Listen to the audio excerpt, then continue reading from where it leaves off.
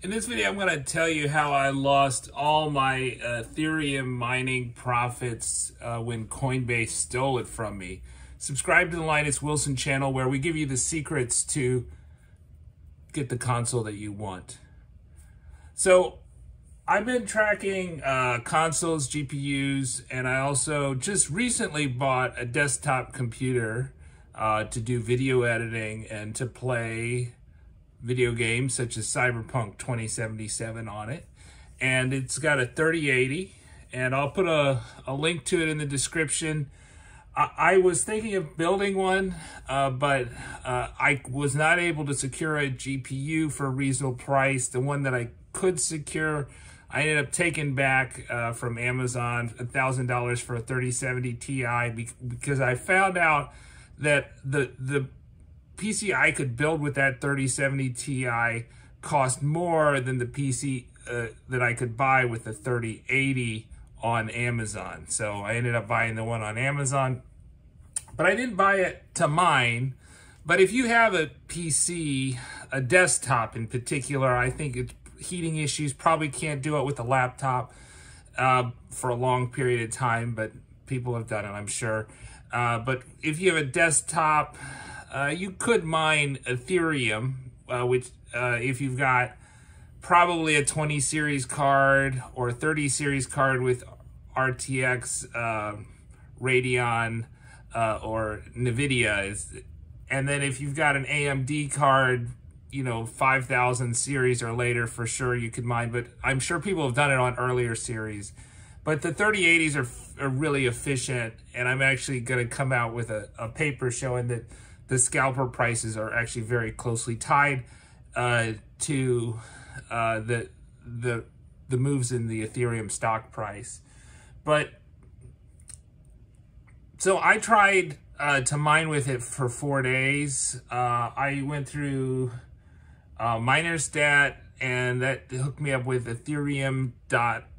ethermine.org, and ethermine.org has like two different payout structures. One payout structure is that you mine a full Ethereum, which gives you those are going at like 3,000 to 4,000 right now. So since I was only projected to be making $6 a day mining in the pool, then you know that was a long ways away. And I'll let you know right away that I think that the crypto market creates no value, and I do think we are in a crypto bubble. That is my personal opinion. I'm not a financial advisor, although I happen to be a finance professor. And so I don't want to hold crypto assets at all, but if I would get paid to, quote, mine, which is, I think, more accurately called processing transactions through a computer that I'm not using because I don't use my desktop all day. I go to work, I use other computers at work, and I use other computers at home too. And so if I get paid to do that and I can cash out, then that was no issue to me. But that money that I mined, which was about $25, it was $28 by the time I sent it to Coinbase. And the question was I couldn't get it out, right? So the easiest way to get it out quickly was through the level 2 solution they have for Ethereum, is that if you're a small miner, then you can send it to Polygon's network. The Ethereum network, I guess, is all clogged up. It stinks at processing transactions. That's why it's not a good it's not a good, quote, currency, because they can't process transactions very quickly or very efficiently. So I'm not a fan of decentralized finance. I think it's just terribly inefficient, terribly bad for the environment, and it has no security. And my experience is proof that there is no security because my money was stolen. So what I did was I had my own wallet. I had a separate wallet from all these different places. I mined ethermine.org. I moved that to Polygon network.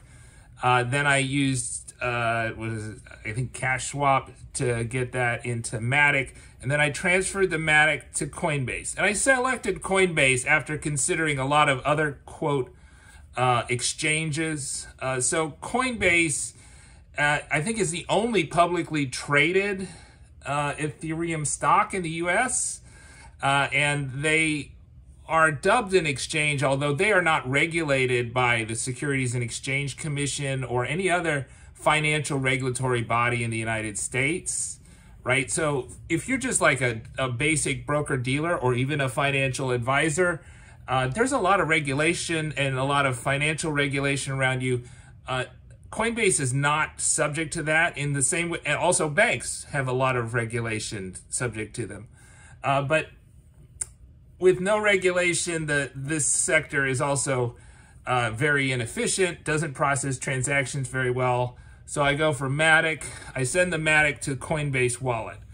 I send it to Coinbase because they're US-based, right? So at least there's more subject to US laws than, you know, these offshore places that are based in Singapore, the Cayman Islands, etc.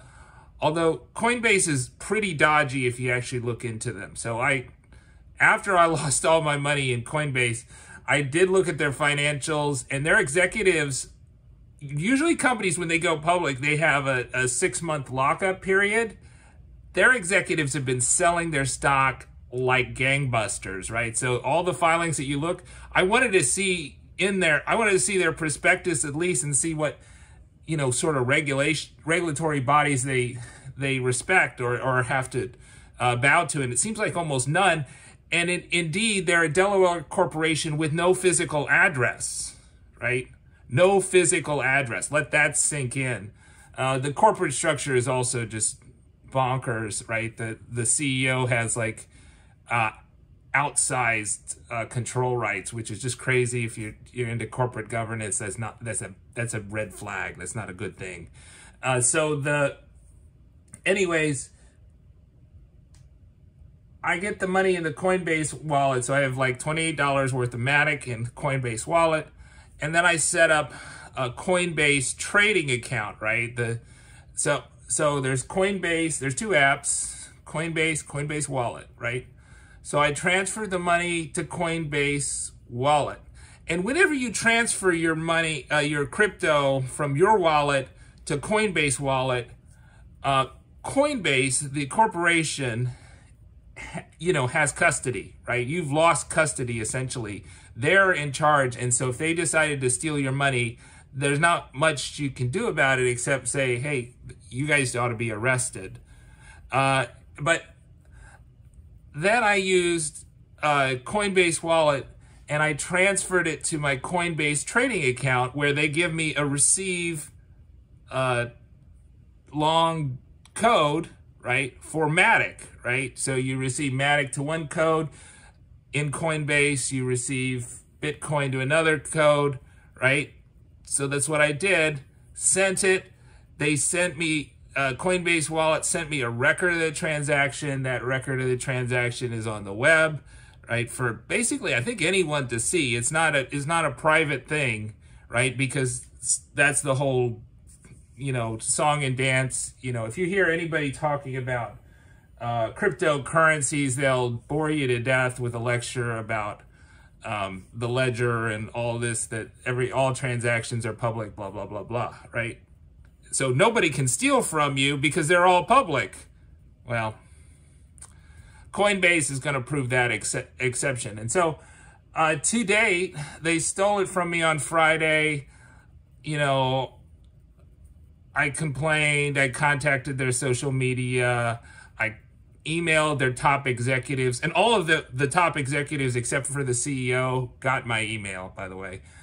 And then I also filed a complaint with the Consumer Financial Protection Bureau.